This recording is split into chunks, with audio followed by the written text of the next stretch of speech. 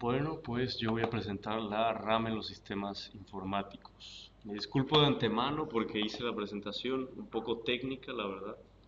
Entonces no es tanto como para hablar con un cliente o así, es más técnica. Entonces, la definición, la mejor definición que puedo encontrar es la del diccionario de Cambridge, que dice que la RAM, abreviación de Random Access Memory, es un tipo de memoria computacional que puede ser leída y reescrita en cualquier orden necesario. Mucho ojo con esto que dice memoria. Definiendo un poco la memoria, para tenerlo todo claro, podemos ver que es un dispositivo que almacena datos digitales durante algún periodo de tiempo.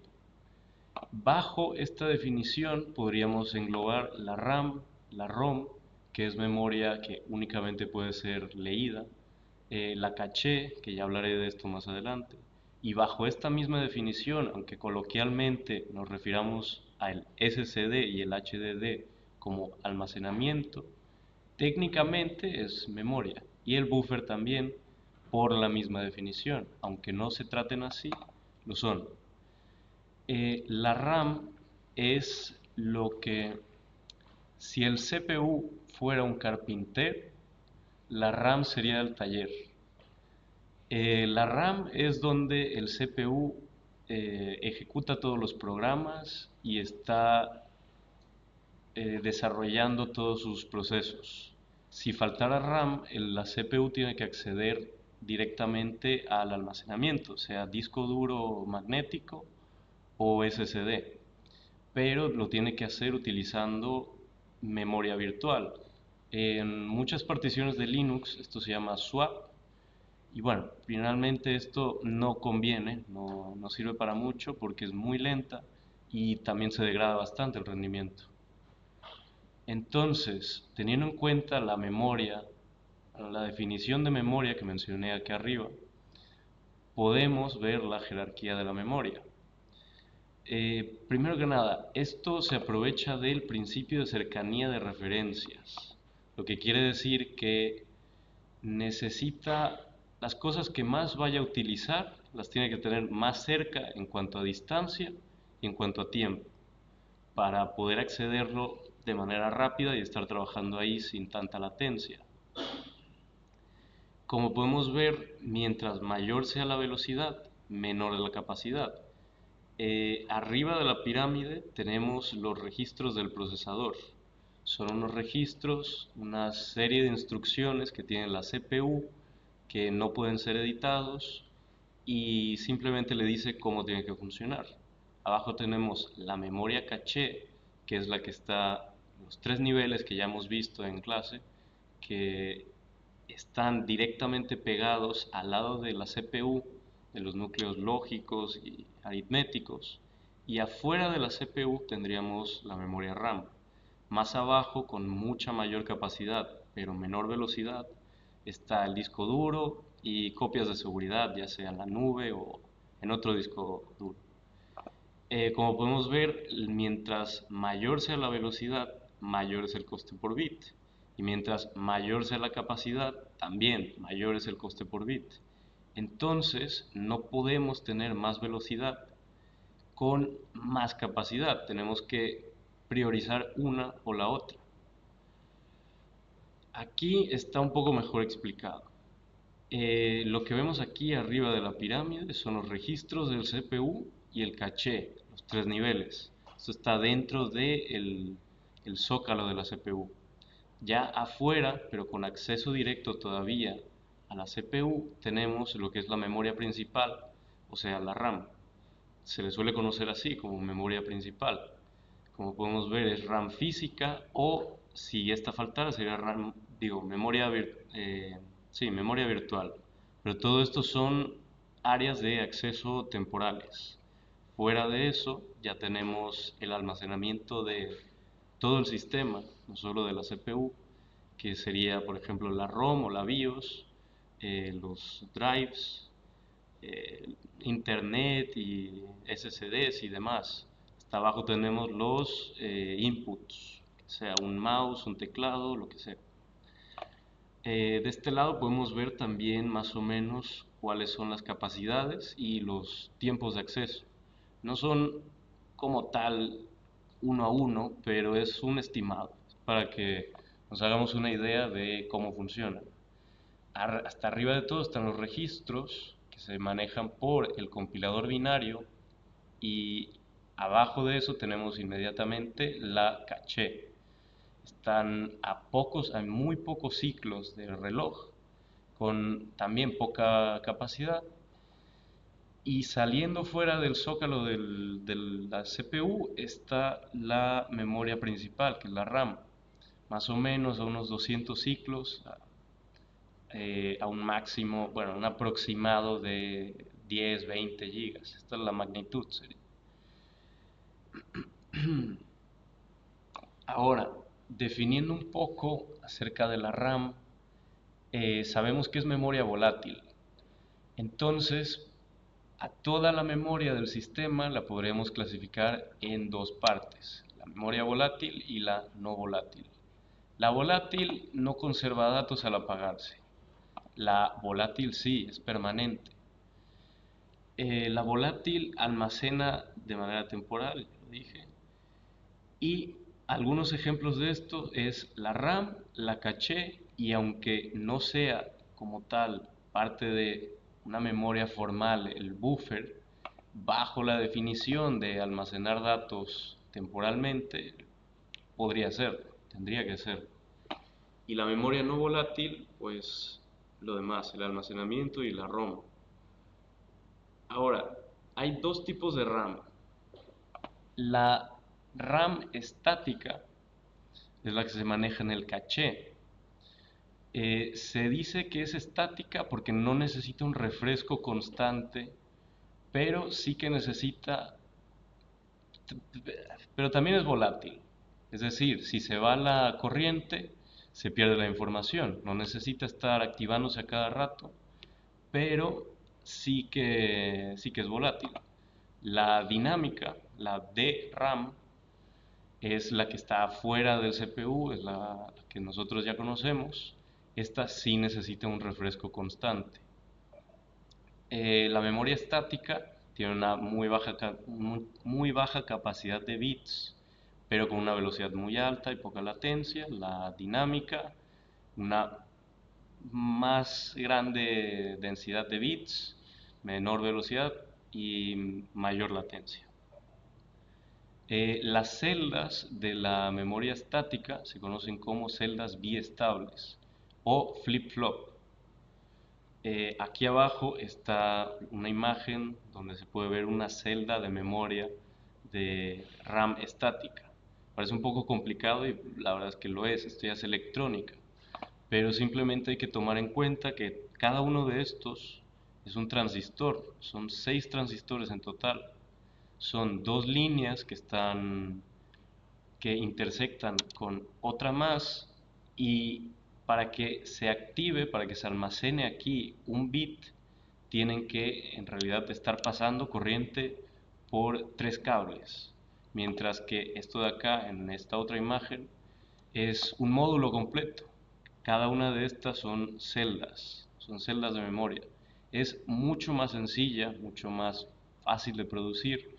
Simplemente se compone de un transistor y un capacitor.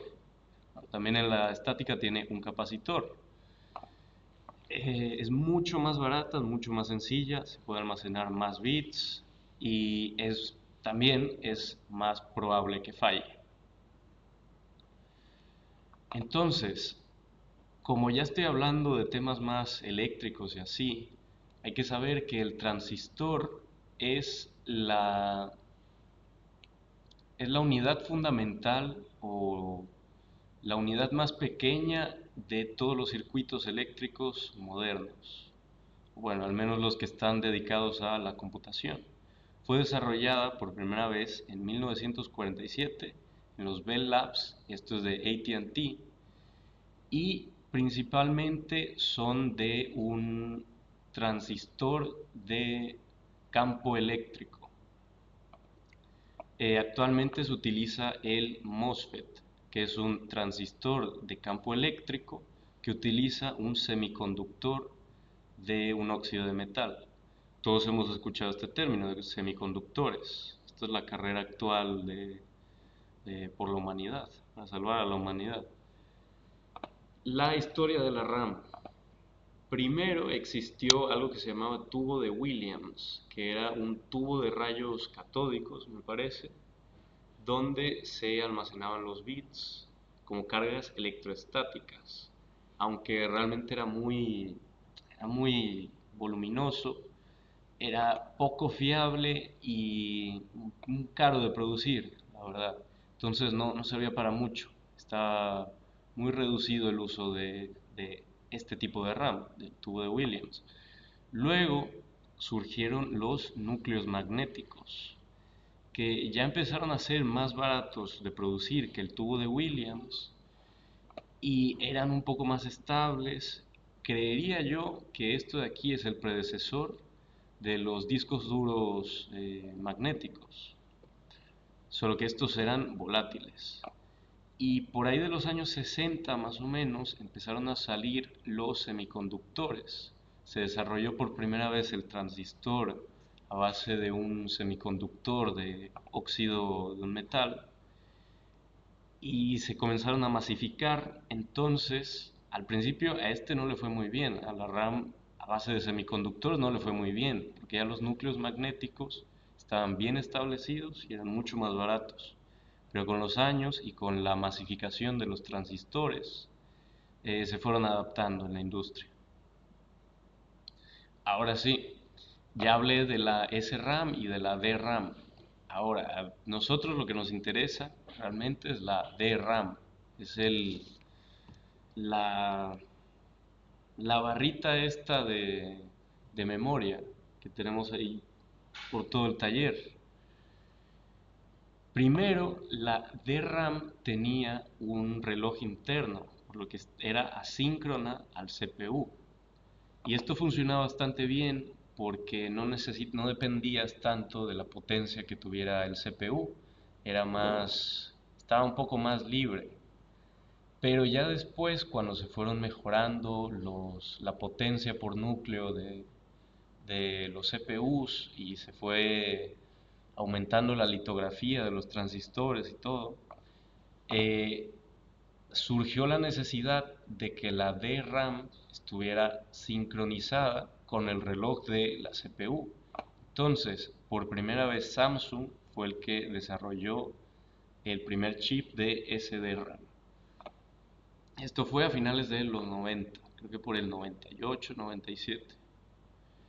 Entonces, ahora sí, la memoria en el sistema operativo, bueno, el sistema computacional. Hay que definir varios términos antes de que les pueda mostrar más o menos todo el sistema. Por ejemplo, DDR. Todo el tiempo estamos hablando de DDR2, DDR3, DDR4, DDR5. Lo que esto quiere decir es que es doble transferencia. Son dos transferencias por ciclo de reloj. Ahora, el ancho de banda es la cantidad de bits o bytes que podría estar pasando el almacenamiento de la RAM al CPU. Depende de la frecuencia efectiva, el ancho de bus de datos y el número de transferencias por ciclo. Y la latencia. La latencia es el tiempo que toma un bit entrar dentro de la RAM, entrar a almacenarse ahí adentro de la RAM. Realmente esto de aquí ha ido aumentando con los años, pero porque también ha aumentado con distintos modelos de DDR. Por ejemplo, el DDR5 es bastante común que tenga latencias de hasta 30 ciclos, pero porque el ancho de banda y la frecuencia es mucho más alta. Ahora sí, la RAM en el sistema anteriormente funcionaba de esta forma. Se comunicaba con el CPU por el North Bridge. Como podemos ver, el North Bridge, es esto de aquí, el puente norte, era lo que comunicaba la CPU con el bus de memoria, el bus ahora se me fue el nombre, el bus de gráficos, y ya por otro lado estaba el enlace al puente sur, que era lo que se comunicaba con todo lo demás que no necesita tanta velocidad.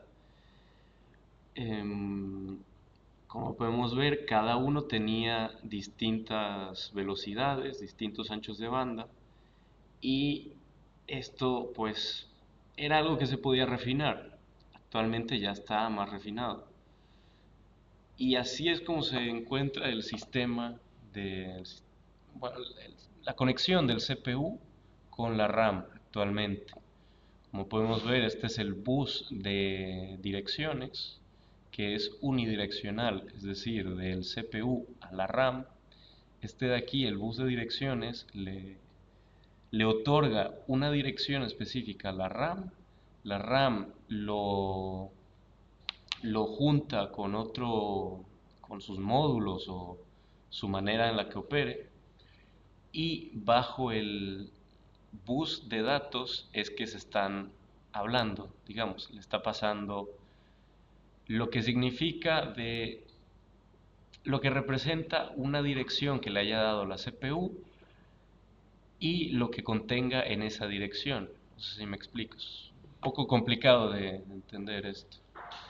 Como podemos ver también, la unidad de control es la que controla el reloj electrónico que ahora está dentro del CPU, por lo que ya la RAM no tiene que tener un reloj interno. Es más fácil que no falle así. Y listo, eso sería todo. Muchas gracias. Muy bien. Me sirve como una base, me ha inspirado mucho, ¿sí? Y me sirve como una base también, ¿no?